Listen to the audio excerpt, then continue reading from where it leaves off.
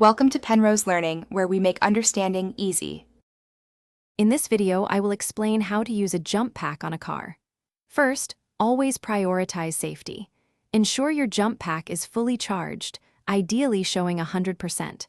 Wear safety glasses and gloves to protect your eyes and hands from potential sparks or battery acid.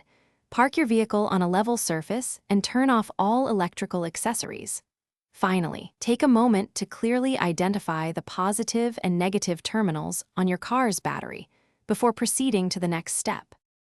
Now, let's connect the jump pack correctly.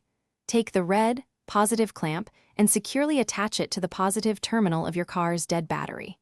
This terminal is usually marked with a plus sign. Next, connect the black, negative clamp to a clean, unpainted metal surface on the engine block or chassis, well away from the battery itself.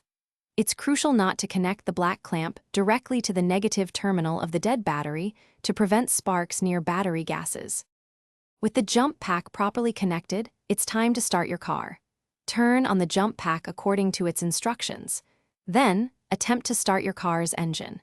Crank the engine for no more than 5 seconds at a time. If the car doesn't start immediately, wait at least 2 minutes before trying again. This allows the jump pack to recover and prevents overheating your starter motor. Do not continuously crank the engine, as this can cause damage. Once your car successfully starts, it's important to disconnect the jump pack safely and in the correct order.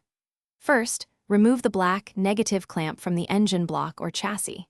Then, carefully disconnect the red, positive clamp from the battery's positive terminal. Allow your car to run for at least 15 minutes to help recharge its battery. Remember to store your jump pack in a cool, dry place and recharge it fully after every use, ensuring it's ready for next time. Thanks for watching. If this was helpful, leave a like and consider subscribing. See you next time.